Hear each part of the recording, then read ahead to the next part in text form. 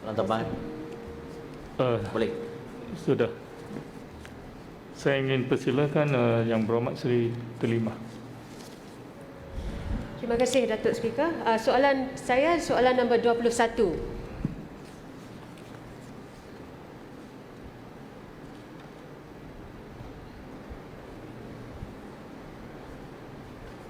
Terima kasih Datuk Speaker dan rakan saya daripada Seri Delima atas soalan ini yang adalah satu soalan yang begitu penting memandangkan masa ia dibangkitkan. Very, very pertinent question because there has been a change or rather a very decisive statement in law dengan izin, and I will go through that. Tapi saya baca jawapan saya dahulu kerana jawapan ini adalah sebelum satu keputusan daripada mahkamah tertinggi di Malaysia iaitu Mahkamah Persekutuan, yang mana saya akan juga ulas sedikit berkenaan keadaan semasa. The question is very important to Penang and also very important to the country, iaitu apakah status isu homestay atau Airbnb di dalam kawasan-kawasan perumahan. Very important questions here, Dato' Speaker, and I really need some time, and I want all my colleagues here to ask me questions as much as you can, give me some suggestions. I will put the current situation on the floor first before I talk about the law. 2 minggu dahulu, Mahkamah Persekutuan ada satu keputusan berkenaan isu ini untuk menangani isu homestay ataupun Airbnb yang berlaku dalam kawasan perumahan. Kerajaan negeri melalui pihak berkuasa tempatan akan keluarkan notis di bawah Seksyen 27(2)(a) Akta Perancangan Bandar dan Desa 1976 bagi memberhentikan aktiviti yang dijalankan dan memulihkan semula tanah ataupun bangunan seperti keadaan sebelumnya. Notis juga akan dikeluarkan bagi segala pindaan dan tambahan ataupun pengubahsuaian dalaman terhadap unit homestay atau Airbnb di bawah Akta Jalan, Parit dan Bangunan 1974 dan tindakan perubahan akan diambil seperti selepas notis itu disempurnakan. Bagi bangunan bertingkat ataupun strata pula, ia adalah di bawah Akta Pengurusan Strata 2013, Datuk Speaker. Walau bagaimanapun, tiada sebarang peruntukan pada Akta 757 berkaitan isu homestay atau Airbnb. But I will come to the federal court case lah. That's why it's very important this question. Oleh yang demikian, jika terdapat juga isu homestay ataupun Airbnb, majlis pada peringkat ini ataupun sebelum ini akan nasihati JMB ataupun Joint Management Body ataupun Management Corporation MC, Datuk Speaker, untuk membuat undang-undang kecil tambahan. That is what is the practice. And this court case which I'm going to come to actually has endorsed this practice. So we are on the right track untuk membuat undang-undang kecil tambahan or house rules in English, Datuk Speaker, sebagaimana yang dinyatakan di bawah Section 32 Section 3 dan Section 70 Subsection 2, which is the main Section 70, so the one I will come to, yang memberi kuasa kepada JMB atau MC bagi membuat undang-undang kecil tambahan melalui ketetapan khas pada Mesyuarat Agung bagi mengawal selia kawalan dan pengurusan dan pentadbiran, penggunaan dan juga penikmatan bangunan dan harta bersama. Dan kalau tidak dipatuhi, maka JMB dan MC boleh tetapkan denda yang tidak melebihi RM200 terhadap mana-mana pemilik yang melanggar undang-undang kecil tersebut. Now, that is the position, current position untuk semua. Dan untuk negeri Pulau Pinang, sebelum pun keputusan Mahkamah Persekutuan yang mana saya akan ulas sedikit sekarang, penting dia, begitu penting, kita sedang meneliti keadaan kerana di Pulau Pinang kita adalah negeri yang ketiga besar mempunyai bangunan bertingkat atau berstrata. We are the third largest, the state with the third largest amount of stratified properties dengan izin, Datuk Speaker. So it is very important. Kerana Airbnb ini akan menyebabkan keadaan, menjejaskan keadaan sosial. Kalau saya seorang penghuni di satu blok Pangsapuri, Datuk Speaker, if you are also, tiba-tiba tiap-tiap hari ada orang mari duduk macam hotel tepi kita, itu tidak betul. Kepada saya secara prinsip itu langsung tidak betul. Kerana kita adalah penghuni. Ini bukan satu hotel, ini bukan satu premis perniagaan. Ini adalah satu premis untuk dihuni oleh penduduk. That is the pokok. So untuk negeri Pulau Pinang, sememangnya sebelum keputusan Mahkamah Persekutuan yang saya akan datang sebentar nanti, kita telah pun membincang dengan mendalam bagaimana hendak tangani ini. Secara ad hoc, Dato' Speaker, for information, some places, some condos and so forth, mereka telah ambil tindakan di mahkamah. Di Pulau Pinang, saya boleh beri 1-2 contoh lah. Di Gani Drive ada 1-2 bangunan, banyak tinggi-tinggi punya bangunan, mereka ambil tindakan kerana digunakan sebagai homestay. Dan mereka menang. Di mana mahkamah untuk kes itu nyatakan tak boleh kerana ia adalah satu pangsa puri untuk pemilik. So the question will be, and I'm going to read that federal court judgment, which is very important for everyone today. Kerana di Pulau Pinang, apabila kita nampak ataupun lihat bagaimana kita hendak tangani isu ini, kita sebenarnya, saya dengan MBPP dan juga MBSP sedang menggubal satu garis panduan di mana kita hendak pastikan permasalahan ini dapat kita tangani dan atasi. Kerana kepentingan penduduk itu adalah keutamaan kita. The safety and the security of the residents very important and our priorities, Dato' Speaker. So in that guideline, dalam garis panduan yang kita sedang gubal itu yang pokok yang kita ambil kira. Of course, juga kita dapat makluman daripada pusat kerana ini bukan satu masalah di Pulau Pinang saja. Di pusat juga mereka sedang lihat kepada ini, tetapi I think Penang will probably come out with the guideline first. As usual, Penang leads, Dato' Speaker. We will come out with the guidelines first. So antara yang terpenting, kalau garis pandan ini dimuktamadkan, belum muktamad, kita masih hendak dapat input daripada semua, especially my colleagues here today, both sides. Very important, it affects all of us. Ia melibatkan semua.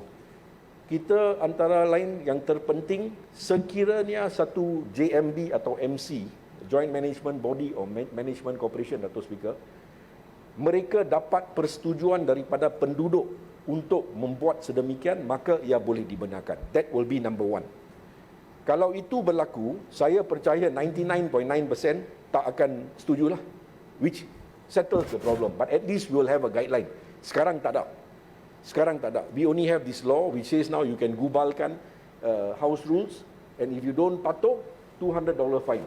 But some of the people, Dato' Speaker, for your information, Airbnb, they are renting out at $1,000 a night. So what is 200 ringgit? That is the other big problem with this judgment. But let me now just refer to the judgment dengan izin Dato' Speaker, because it's a very important one. I hope you will bear with me just for a bit. Saya merujuk pada keputusan Mahkamah Persekutuan Malaysia di Putrajaya, iaitu Rayuan Sivil nombor 2-174-10/2019 yang diputuskan dan ataupun keputusannya telah pun dimaklum 2 minggu dahulu, just 2 weeks ago, dalam kes Inap Salil dan 3 lagi perayu lawan Verve Suites Mount Kiara Management Corporation respondent. Now, kes ini panjang lebar. Kes ini rumusan itu I will sudah. just go to the end. Kerana saya masih ada soalan banyak. I understand. But this is very, very important. No one else will ask this question, so let me just You can put it additional information when you Boleh. gulung. Cuma kes ini di Mahkamah Persekutuan, mahkamah tertinggi kita telah ambil kira bukan saja kes-kes di Malaysia, tetapi di seluruh dunia. Kerana Airbnb ini berlaku di seluruh dunia, dia ambil kes dari Australia, dari England, dari Wales dan juga di Malaysia. Tapi apa yang berlaku, dan saya bacalah, I keep it very short, the end, the last 1 or 2 pages, just bear with me, Dato'. Dan dengan izin bahasa Inggeris, kerana ini laporan ini dalam bahasa Inggeris. The evidence. The defendants argued that exclusive possession creates tenancy. In this respect, we now proceed to examine whether on the evidence the defendants have successfully established that the third-party short-term renters are tenants as opposed to mere licensees on the basis that renters were in exclusive possession of the premises. And then they referred, of course, to the Airbnb terms of services, which I will not go through, Dato'. That is in everyone's public knowledge. If you have a property that you let out on Airbnb, you have to sign this agreement, so everyone knows. Putting aside the label of license used in the above clause, it is crucial to observe that the clause specifically informs the occupant that in the event they fail to leave the premises on time, the host retains the right to re-enter and remove them.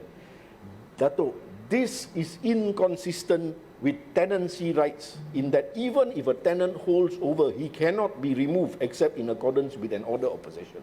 Quite legal, but very important. The above clause, Dato' Speaker, referring to an Airbnb agreement, clause 8.1.3, which is a normal clause for everybody in the world, not just here. The above clause clearly negates any inference that the defendants granted their third-party guests exclusive possession of their premises. The fact that the defendants can, by virtue of the Airbnb terms of service, regulate the number of guests the short-term renters can allow into the premises indicates, Dato' Speaker, that the said renters do not have the right to manage their own use of the premise to the exclusion of the defendants. This is important, Dato' Speaker. At this juncture, the labels used by the parties, though not entirely conclusive, do in this regard establish the true intention of the defendants vis-a-vis Airbnb. At all material times relevant to this appeal, the defendants let out their premises to third-party vacationers or lodgers for commercial purpose, Dato' Speaker, for commercial purpose.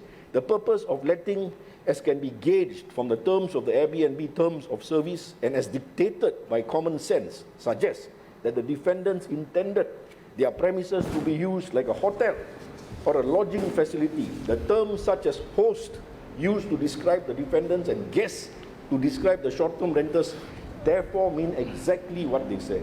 And this is the judgment. Yang Berhormat, Dato', ringkaskan, sini bukan call untuk lecturing the law. But just last two paragraphs.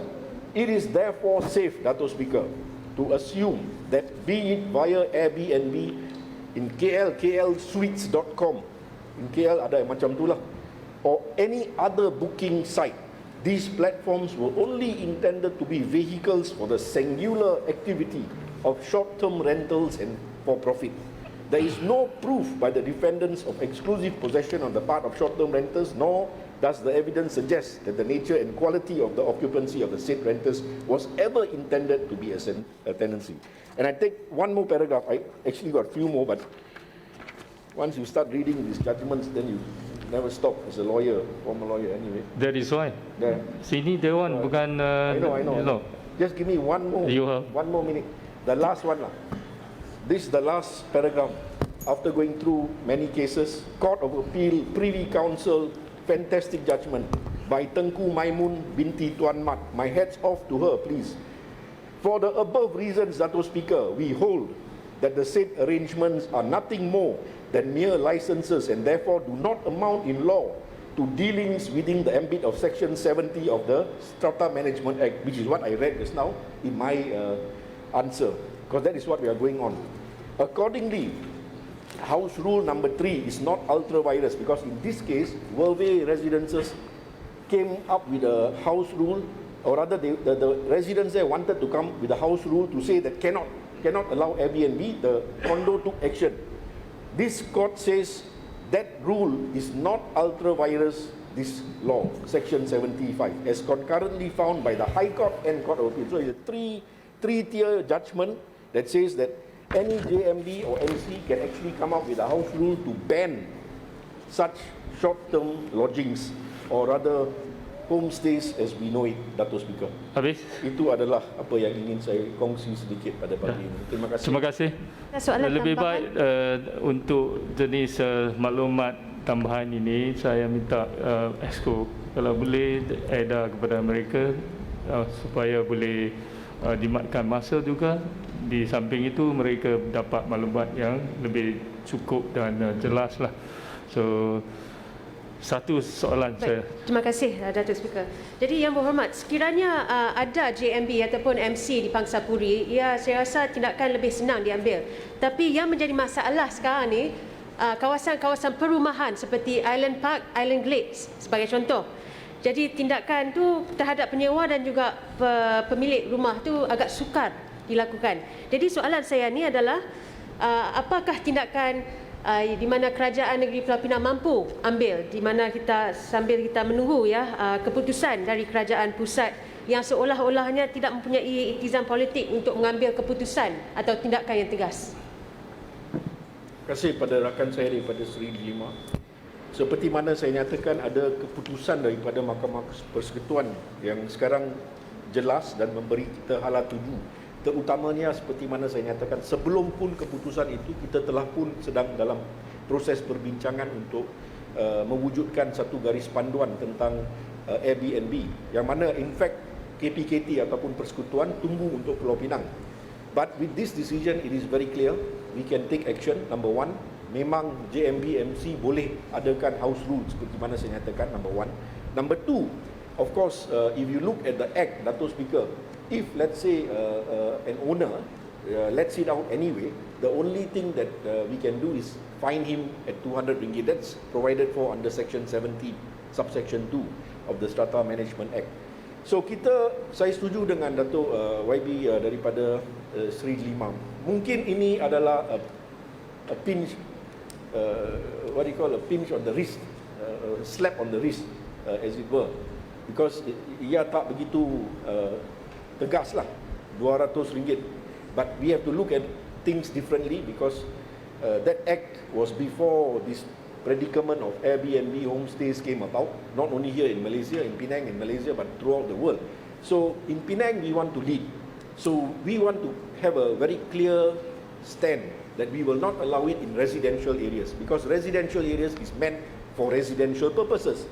Tapi kalau bangunan itu adalah commercial, mungkin ada service apartment umpamanya, di mana ia dilaksanakan ataupun diselenggarakan, Datuk Speaker, oleh operator. So that one maybe we can look into that kind of a situation. But like I said, in our garis pandang yang kita sedang gariskan sekarang, yang terpenting kita hendak approval, kelulusan daripada penduduk. Penduduk mesti beri kelulusan sekiranya mereka hendak benarkan premis mereka itu untuk dijadikan sebagai Airbnb. That is one of the main things in our garis panduan. But I agree also the other thing that we have to look at, but might not be in our bidang kuasa jurisdiction, Datuk Speaker, is the punishment, because that is termaktub dalam Akta Pengurusan Strata or Strata Management Act. This is not under us but under the federal government, and we hope the federal government will take heed of what Penang is talking about, because it's important. It affects everyone. It's nothing to do with politics.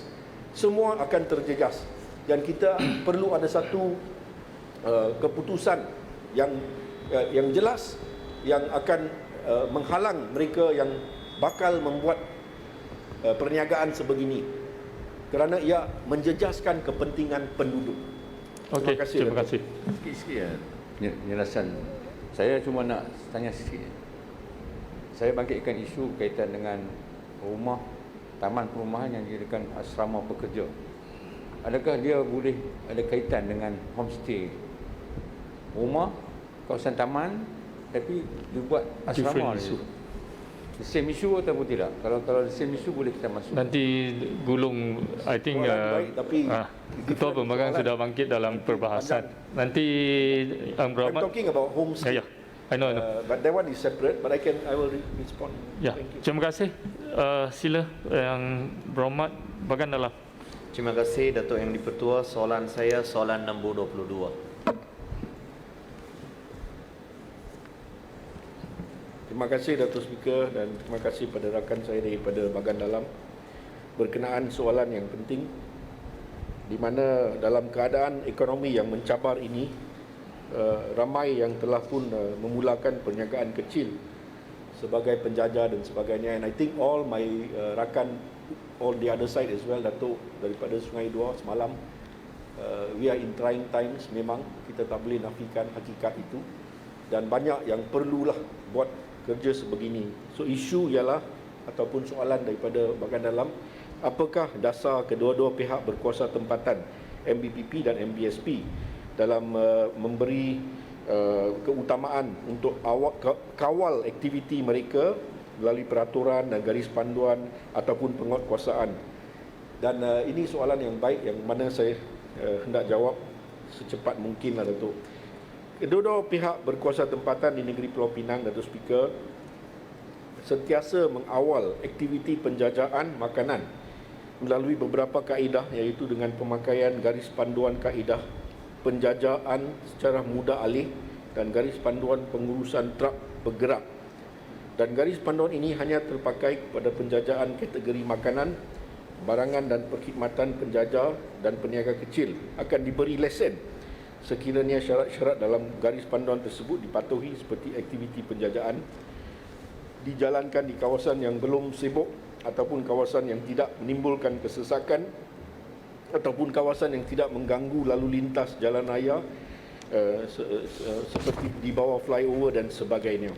Datuk Speaker, selain itu, kedua-dua pihak berkuasa tempatan juga sentiasa mengenal pasti dan menyediakan lokasi penempatan semula penjajah yang bersesuaian atau ruang berniaga yang sah bagi menempatkan semula penjajah tanpa lesen, dan menetapkan peraturan serta syarat-syarat terhadap penjajah-penjajah tersebut untuk memastikan aktiviti penjajahan tidak menimbulkan sebarang kacau ganggu. Ini penting. We always give priority to try to relocate kalau boleh, menempatkan semula. PBT juga akan meluluskan permit penjajahan secara sementara kepada peniaga atau penjajah tepi jalanan mengikut kesesuaian lokasi penjajahan dan tidak menimbulkan kacau ganggu serta mematuhi garis panduan yang saya nyatakan tadi, kaedah penjajahan secara mudah alih, Datuk Speaker.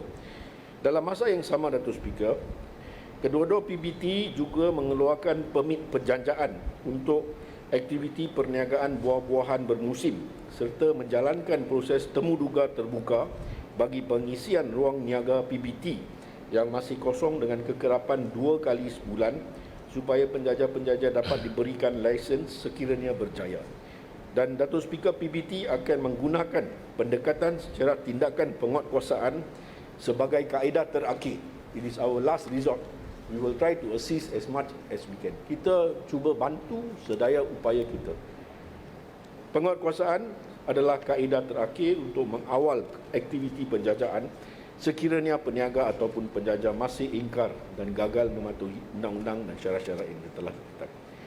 Seterusnya, menjawab YB bahagian dalam, statistik penguatkuasaan ke atas penjajah oleh PBT adalah untuk 2019 hingga 2020, Datuk Speaker, adalah seperti berikut. Saya ringkaskan. Untuk pengeluaran di MBPP, pengeluaran kompaun 9,806, untuk 2019, 2020 2,864. MBSP pengeluaran kompaun 240, 2019 115, 2020. Untuk rampasan dan sitaan, Datuk Speaker, MBPP pada 2019 ialah 449 dan 2020 ialah 135, dan untuk MBSP untuk rampasan dan sitaan 2019 ialah 252 dan 2020 ialah 1,001 kes. Datuk Speaker, sekian. Thank you very much. Terima kasih. Selamat. Ya, sila bahagian dalam. Terima kasih Datuk Yang di-Pertua. Terima kasih Yang Berhormat Datuk Rahmat atas jawapan itu tadi. Saya hargai pendirian Datuk Rahmat bahawa tindakan penguatkuasaan adalah cara terakhir untuk mengawal penjajah yang tidak berlesen ataupun penjajah haram.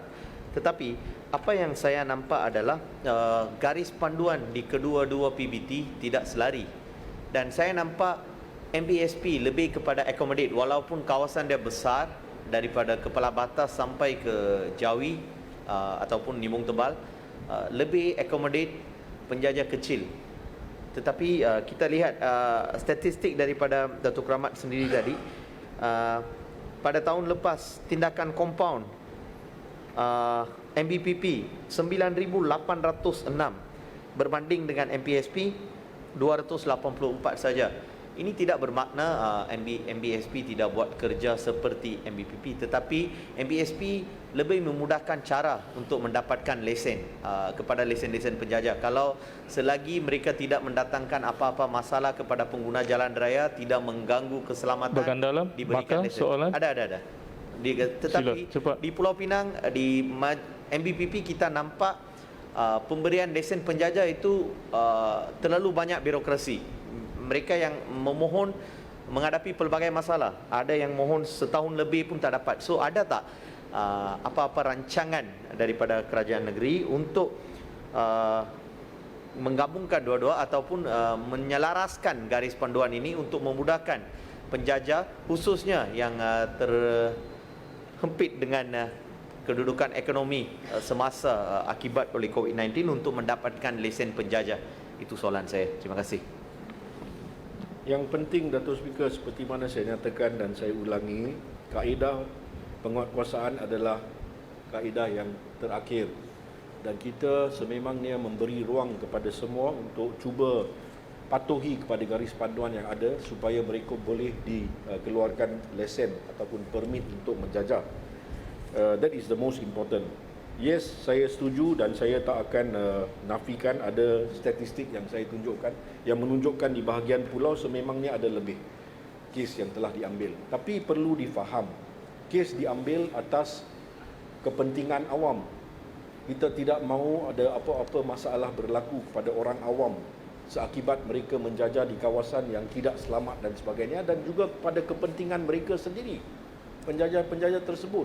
Ada penjajah-penjajah di tepi jalan dan sebagainya, ia boleh menjadi satu ancaman pada keselamatan diri sendiri mereka. Cuba lihat on the other side of the coin. Very easy to look at the numbers and blame everybody. But the point is, there is a reason why we are doing it. But like I said, we try to accommodate. Sedaya upaya mana kita boleh, kita buat. Mungkin di bahagian seberang kerana kawasan seperti bahagian dalam kata besar, mungkin ada lebih ruang untuk mereka ditempatkan semula di tempat lain dan sebagainya. No issue. But the most important question that you ask, and I always say, dalam era pandemik COVID-19, kita perlu ambil pendekatan untuk bantu mereka. Dan itu saya telah nyatakan secara spesifik di dalam Exco. Sebagai Exco KT, kita cuba sedaya upaya. Dalam beberapa bulan ini, kita sememangnya sedang ada satu senarai sekarang di mana kita lihat pada penjajah tepi jalan dan sebagainya, di mana kita hendak sahkannya mungkin untuk satu tempoh terdekat, maybe on a temporary basis, 1 month, 2 months. We are coming up with that guideline. Very important. I fully agree with you.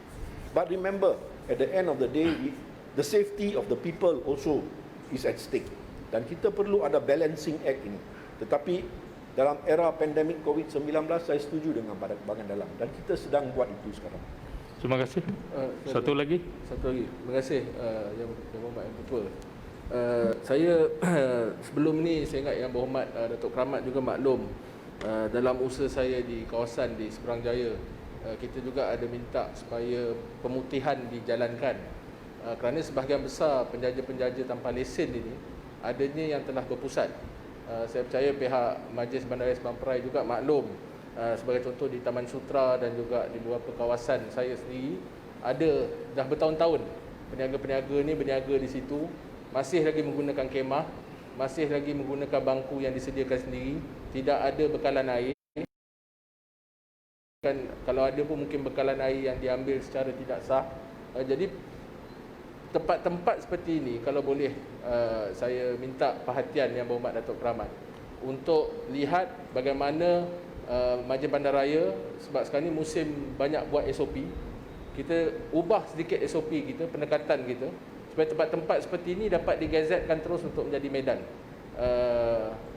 penjajah yang sah.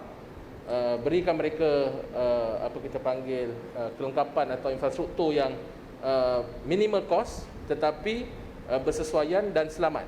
Kerana saya ingat ini juga penting. Jadi sebenarnya bukan soalan sangatlah, lebih kepada saya lihat adakah usaha daripada pihak kerajaan negeri untuk mengubah SOP bagi membolehkan proses pemutihan ini kita expedite dalam tempoh kita berhadapan dengan cabaran COVID ini. I think thank you my good friend from Seberang Jaya. Lama tak bincang. Hari ini boleh. Tapi I think you setujulah dengan apa saya baru kata tadi. Sememangnya kita sedang melihat dalam era pandemik COVID-19 bagaimana kita boleh bantu.